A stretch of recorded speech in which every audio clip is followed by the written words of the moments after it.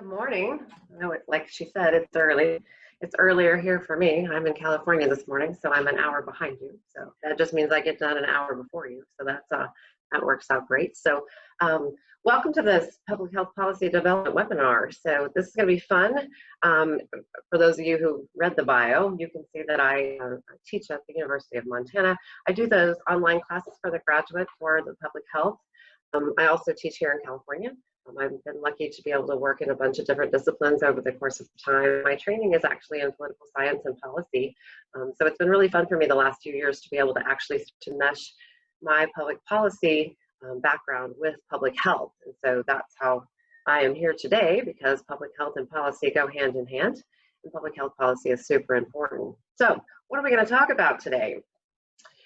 We are going to talk about the policy process, right? Just a basic understanding. Part one is relatively quick, but we're going to just make sure that everybody's on the same page and sort of understands how the cycle is supposed to work. Of course, all good models have to be taken with a grain of salt, because that's not always the way it works.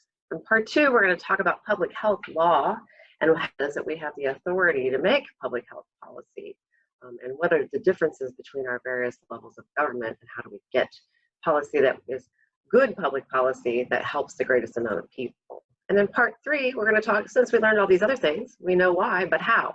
How do we actually go about getting that policy passed and getting it through? So hopefully you'll get some good information today. Here's what we want to learn by the end of our webinar today. We should be able to describe the stages of the policy process and identify the steps in policy development.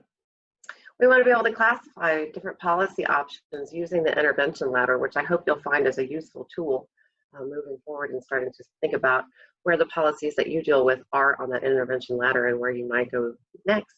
We want to recognize important steps to take to engage stakeholders. That can be a difficult part for most people.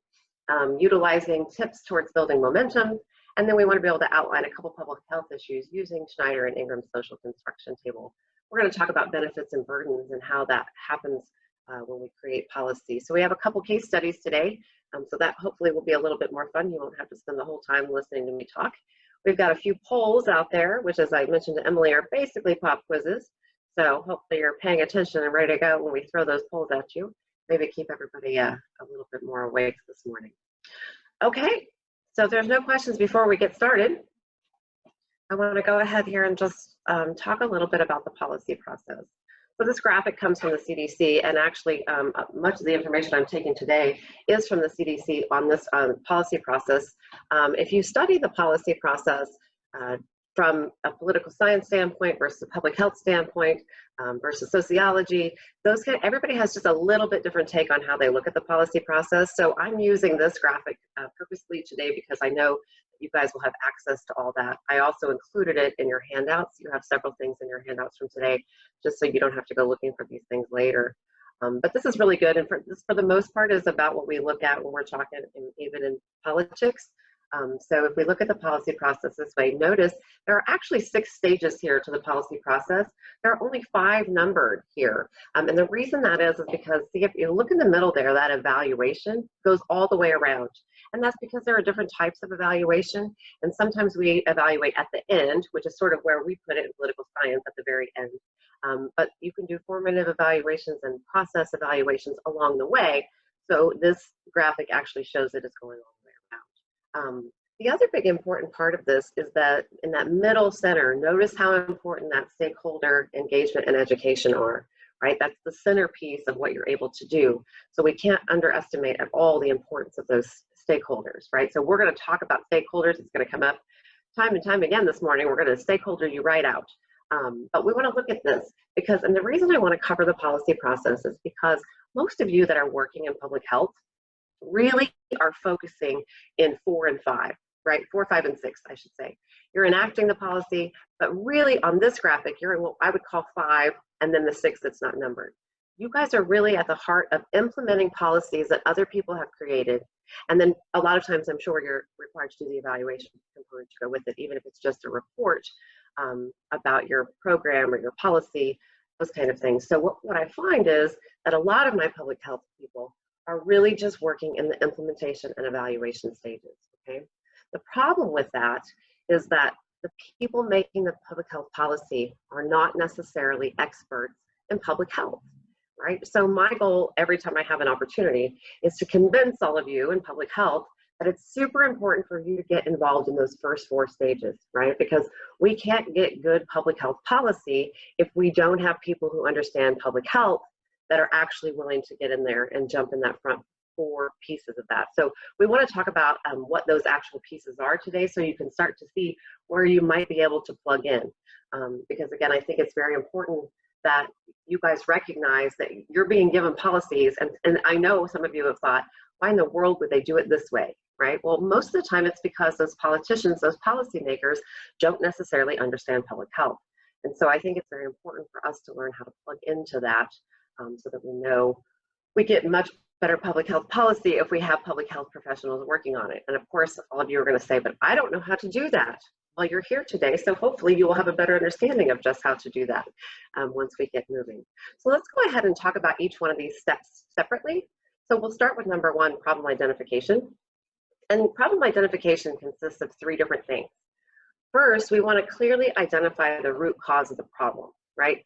And this seems so simple, but realistically, we can just have an issue going on, and if we're not really careful, we may not identify the actual root cause of the problem, and then we start to go after, we create a policy that actually works somewhere else within that problem and doesn't actually go after the root cause. So we'll see sort of how that works as we go through the different sections today. The second piece of this is they want to develop a detailed problem statement that includes the problem's effect on a population's health. So what is the problem, and what are we going to be doing? What are we trying to do to help the population as a whole for this particular issue? And of course, as I said already, don't forget stakeholders, right? Very important in the problem identification stage.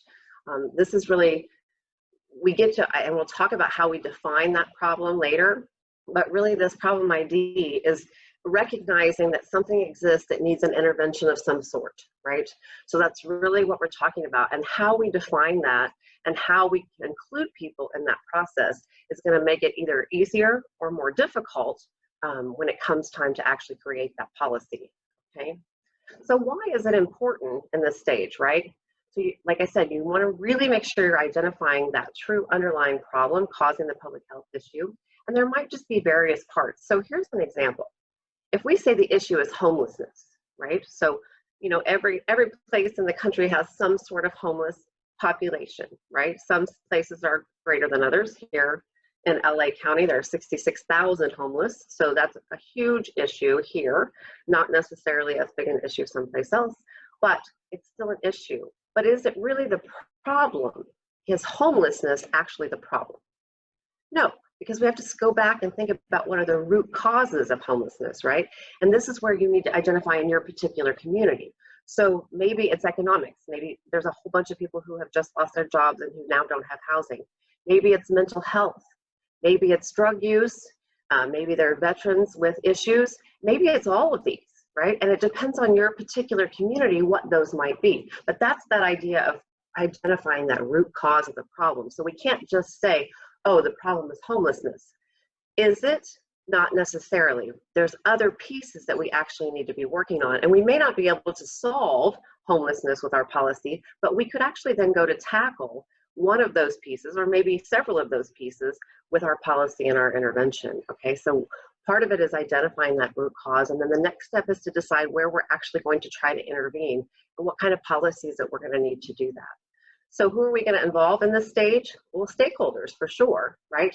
If you can talk to the stakeholders, they're going to help you with identifying that true underlying problem. If you're not talking to the people who actually work in this community, in this part of whatever it is that you are caring about, then we're not going to be able to actually understand that underlying problem, right? Most of us are not experts in everything, so even if we notice that something is a problem in our community, if we're not involving people and asking questions, it's going to make us miss something, right?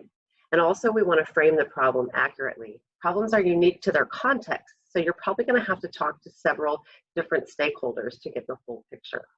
Okay, so once we've identified the problem, then we need to go to policy analysis, okay? We're going to look at policy analysis. And in this section, we're actually going to be identifying potential policy options that could address that problem, right? There's not just one way to go about this, right? And so we need to think about, okay, what are the options for this, right? So we need to identify those different things that could address our problem. And then we want to compare those, because here's what we're shooting for. We want that policy to be efficient, effective, and equitable, right? That's what we're aiming for here. Efficient, effective, and equitable. But we also have to check to see if it's feasible, right? We may have a really great idea, but we just can't do it. So that policy option would have to be off the table because that's not going to help us with that. And of course, efficient, effective, and equitable. How many of us know a policy that perfectly does all three of these? Right, it doesn't. But we're shooting for the most efficient, most effective, and the most equitable. So we need to keep all of those things into consideration when we're looking at these policy options and make sure that we're not so heavy in one of them that we're leaving out the other two completely, okay? So conducting a policy analysis ensures that you have gone through a systematic process to choose a policy option that may be best for the situation. And who can we get involved here, right? It might be people who can provide or interpret the information about the policy. And this could be subject matter experts, economists, community partners, and they can contribute by providing and interpreting information that you need. Because again, you may not be an expert in this policy analysis section, but that doesn't mean you can't be involved in this and start helping by asking people in your communities, by asking people whose jobs or lives might be affected by this policy. And they can give you that contextual knowledge to say, okay, wait, we've seen people do this before and it didn't do that, right? We've tried this before and the city council said no, right? So involving those public officials, involving that community of people who this relates to can always help us to understand. And the CDC actually, the website has excellent information on conducting a policy analysis and the steps that you need to take to do it properly. And so on that website, they actually include several tools. Two of them I included in your handouts for today. One is called the Policy Analysis Key Questions, and the other one is called the Policy Analysis Table. Both of those, like I said, come straight from CDC, and if you go to their website looking for policy analysis, you'll see that there's even more information. But that's really a good way for you to get a start on how do we start to weigh out those different policy options. You also should be concerned at this stage of what we call agenda setting. So one of the differences between what we look at in political science and what is here on our steps for today is that you have to get this problem on the agenda. And that doesn't just mean on the agenda for a meeting somewhere. What it means is you have to get it in policymakers' mind, right? You have to get it on their table. You have to get those people who are actually going to be in charge, and that depends on what you're going for, whether that be federal, state, local, or county, right? Or even tribal. So who are those people that you need to get this on the agenda for?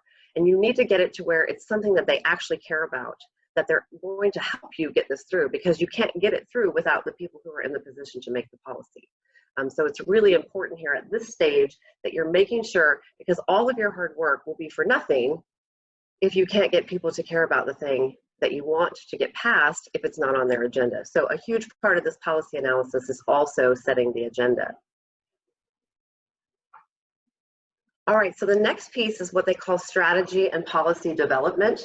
And so, of course, that's really what we're talking about today is developing policy, but we have to cover all of the bases of the policy process to be able to do that. So again, if you look in political science, they actually call this policy formulation, where you create a policy. This stage involves planning how to develop and draft and prepare for enactment of your policy. And it's important because creating a strategy and drafting policy can help you make that policy option you select actionable. Okay, so you've looked at the different policy options, you've decided this is the route you want to take, okay? And this process can look really different depending on the policy you selected, right? Who's going to be involved here? To understand the strategy and policy development process, you will probably need help of stakeholders in this case too. The process here is not really always straightforward. You want to consider which stakeholders can help you to develop the strategy and the policy. People who can help you with this clearly are those who are affected by it, community members and leaders, policymakers, subject matter experts, right? People who understand the legislative process. Now, this is a really important step. So not even a policymaker itself, but what you really want to do is find somebody who's already working in this area, who's maybe helped get other policies passed, who would be willing to sit down with you and ask how to get this through the legislative process. I have a student currently who is actually working to try to get some legislation passed, and he has zero clue of how to walk through that, okay? He admits that. But what he was able to do was find somebody who's been doing work in this area for a very long time, and they actually have, he was able to get with this person, okay? And while he was able to do that, then this person helped him to walk through the process of how is it going to be, who are we going to need to work with as far as these policymakers are concerned. So a lot of what we're talking about here today involves you searching for those people who can help you get through that legislative process, because clearly that's not on most of your purview, right? Most of you have your hands full enough with a job that you're already doing that getting through, okay, I might be able to come up with an idea or a policy option, but how do I actually get this through? Who am I going to get to do that? So that person can help you to develop communication strategy and materials, and they can connect you with key contacts and partners and figure out clearly what the next steps should be. So people who can help this are subject matter experts, and again, people who understand the legislative process. So what you really want to do here is to develop your enactment strategy. You're going to want to identify the steps that you and your partners are going to take to enact policy. And this is where the stakeholders come into play. If your policy involves writing a new policy, your stakeholders will know, usually from past experience, the best contacts and partners who can help guide you through this, because they probably have traveled this destination before and hopefully successfully navigated the route, and you might learn a lot from them.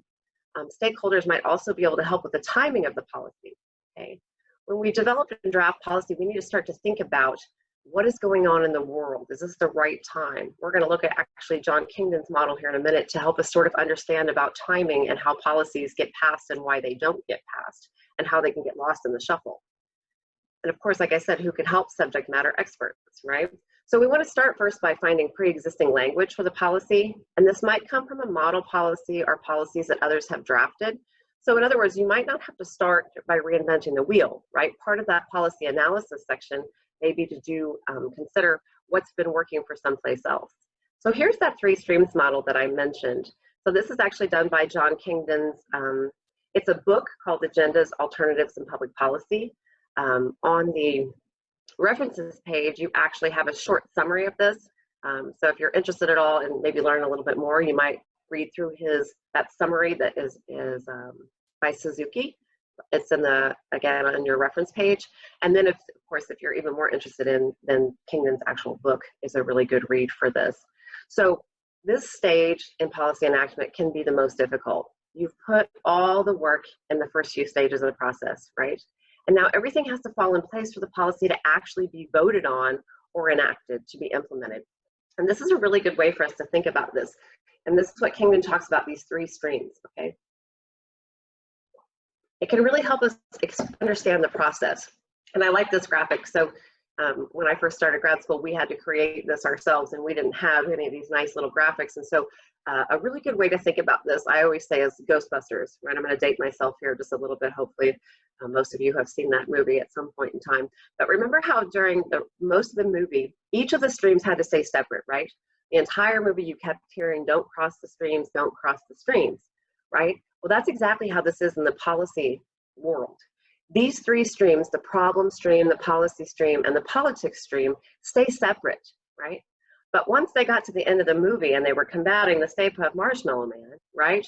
What had to happen? They said, we have to put the streams together. And of course, there was a big backlash. No, you can't.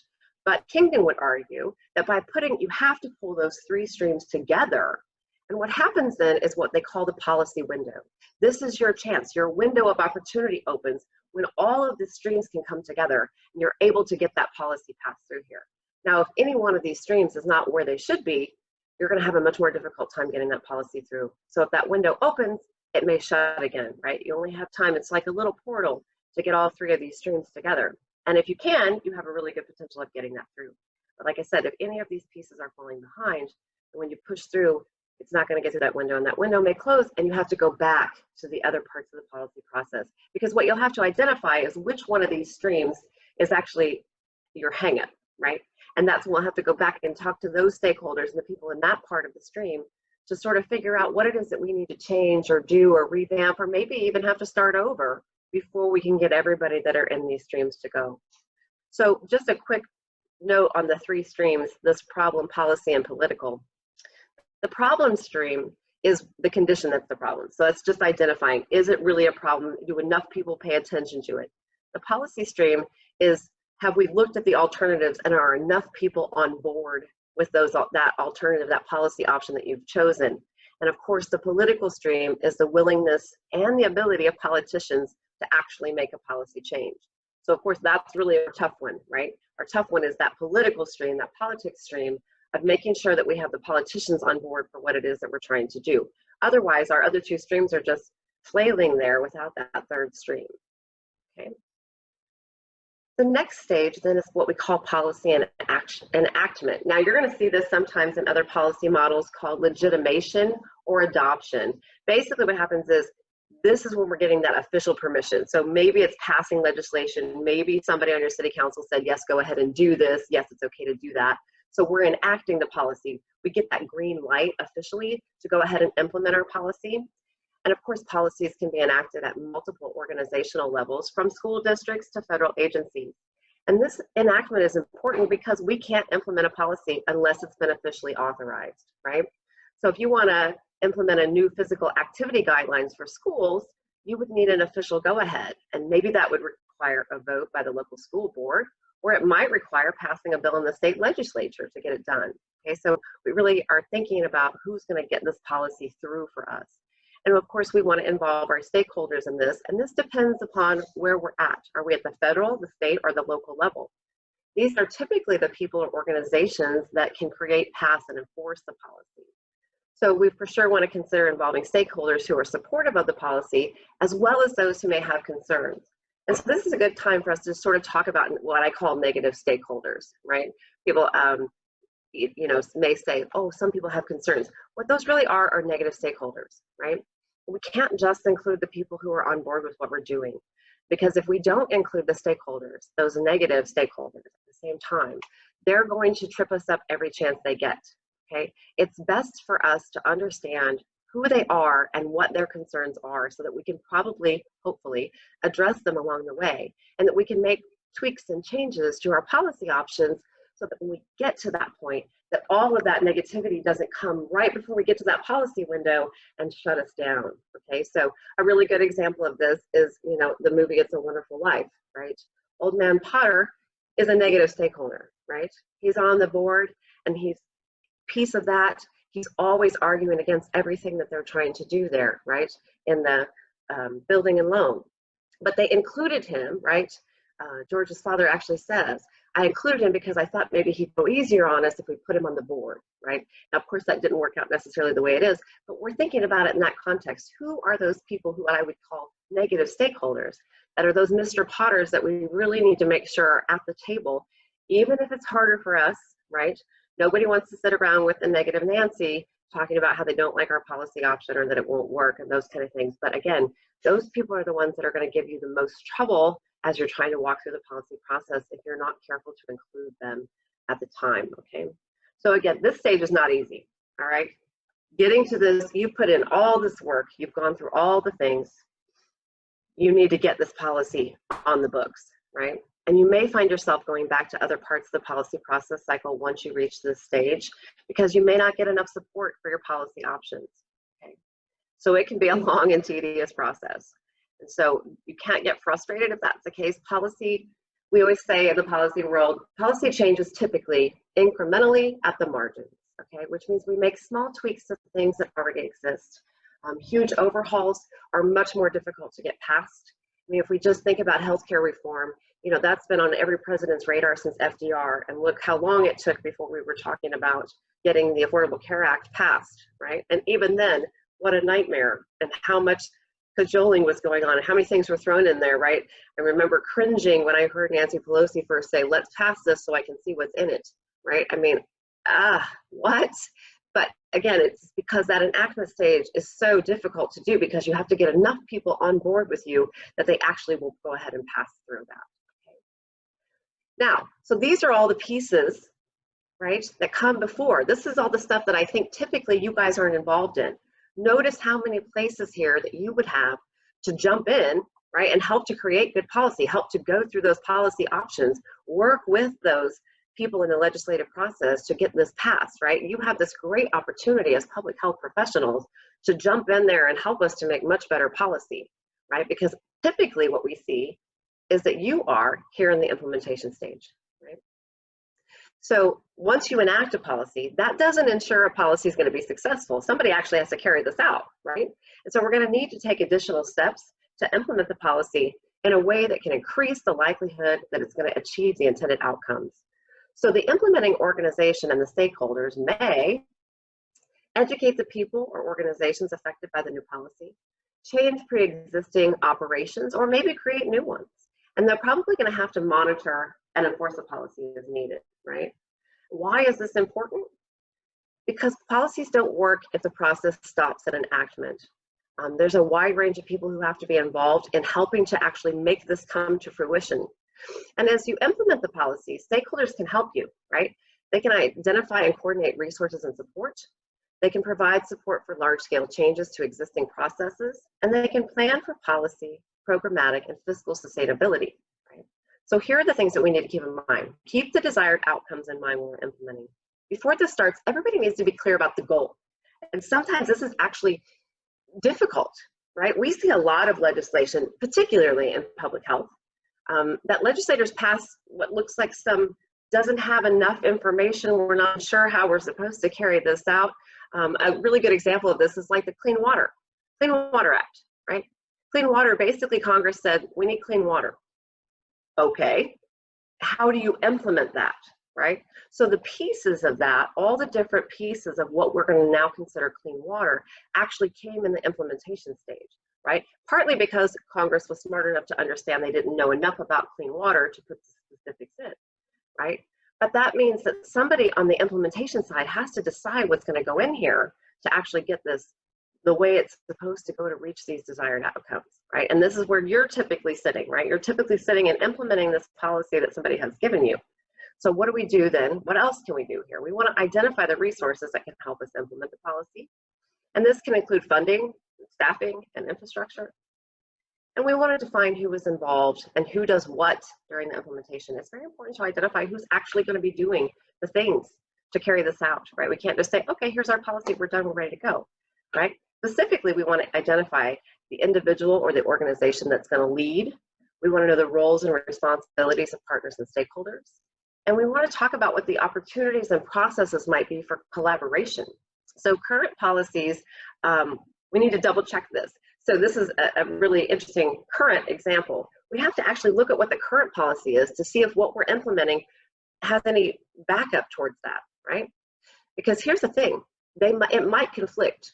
So again, a good example, New York City wanted to require people to wear masks, right, during our COVID-19 pandemic.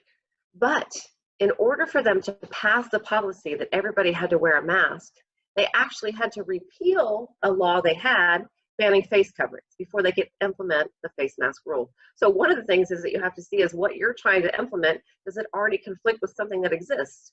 So quickly they realized that they couldn't say you have to wear a mask if there's a law that says you can't wear a mask. So they took the law off, right, banning the face coverings, and then they were able to implement their face mask policy. All right, and then that last stage, evaluation. I'm sure most of you are at least familiar with the idea of an evaluation, right? We all get evaluated one way or another. But the CDC has an entire section on evaluation. They actually have a very nice booklet on how to walk through the evaluation process. And some of them, formative or summative, basically summative means you do it at the end of a program or policy, and formative means you're sort of doing it in the middle. We can call these process or outcome evaluations. Basically the process one is more formative and the outcome is what we call summative evaluation. But I won't spend a whole lot of time on this again because most of you are in that implementation and evaluation type stages. You're actually looking to see if we need to make changes. Are we actually getting the outcomes that we want? And what do we need to do? And part of the job then is when you recognize, you know, it's difficult sometimes for us to have an evaluation because we feel like it's telling us that we're not doing the job. But really an evaluation you should look at as a useful tool to make those incremental changes, right? It may not be that the policy or program you're working on is bad. it just may mean you need to tweak it a little bit. So having that evaluation actually gives you the opportunity to do that because you can see that, okay? So that is the stages of the policy process. Again, there are 6, right? Call them 6. CDC has 5 because they have evaluation all the way through here. And of course, we don't want to forget those stakeholders. Now, when we're thinking about these 6 stages, right? Let's just do a quick poll here. Which of those 2 stages did I say are the public health professionals usually involved in? Where do we usually find public health officials? So here's the 6 stages. Which of the 2 did I say public health professionals typically involved in? You guys can go ahead and click those 2. We've got 1 vote so far out of 15 of us. So put your option in there. It's anonymous. So don't be nervous if you think you might get it wrong. Because I can't see who missed it, right? Exactly. It's a pop quiz, but not nerve-wracking. Right. No grades given today. All right, we got 8 of 15. Where's our other folks? You sipping coffee, paying attention to something else. You need to know policy. Well, we do have to remember, Emily, a couple of those are us. That's fair. And I'm drinking coffee and paying attention to something else now. Well, I switched to water because I don't need to talk any faster than what I do normally. So, okay, so let's look. So look, we have some confusion here, so that's good. So this gives me a chance to talk about this again, right? So typically what we see public health professionals are in, they're in the process at the end, right? You're implementing an evaluation, right? Policy implementation and evaluation, that's really where we see most public health professionals. Again, I'm arguing that you need to get involved in the rest of it, right? And maybe if you see a problem, maybe if you can problem identify, right? Typically, you're being stuck with those policies that somebody else passed that you didn't necessarily have a hand in writing, right? And so we want you to be in there on that problem identification. We want you to get involved in that policy analysis, looking at those best options, helping to develop a new policy and helping to get it pushed through, right? So these things don't just push themselves through, right? They have to have somebody, they have to have a champion. Sometimes we call those people policy entrepreneurs. So I would encourage all of you to become policy entrepreneurs so that you can actually help to get these good public health policies together. And so then that will help us through that. So this is the end of our first part. As I mentioned, the part 1 was going to be relatively short comparatively to some of the rest of it. What we're going to do though is go ahead into the second part, and then we'll take a short break so everybody can have a chance to stretch their legs a minute and get some coffee. So let's look at the next stage. One other thing I do want to mention, yes, this policy process, as great as this looks on paper, doesn't necessarily go in a straight line. Remember when I talked about Kingdom's models, those 3 streams, and I said, you know, if one of these streams is off, what's going to happen, right, is that you're going to get thrown back into this policy process. And you may get thrown back into any one of these stages. You may have to go all the way back to the beginning. Remember when I talked about problem identification and getting the root cause? That may be an issue. You may get all the way down here to enactment and somebody says, hey, you missed this part. And this part is really important to what you're trying to do. So you have to go all the way back and start redoing and renewing and looking at different options for that and developing these policies as you go. So it doesn't go in a straight line. It can go all the way back. It can go 1 back or 2 back. So it gets very frustrating for people who are trying to get policy through, right? Any of you who've worked on anything, trying to get it through, you know that there's always a clash with somebody somewhere. So this can be really frustrating, but you just have to understand that it's always like that. The policy process is just messy. And part of it was created that way. You know, our system of government, which we're going to talk about in the next section, of federalism, sort of sets us up to have to struggle, right? It doesn't want us to be like super, oh, we had an idea today and then we change everything tomorrow, right? We got to have some sort of stability. And so when you do that, it makes passing policy a lot more difficult. So let's go ahead and look at this next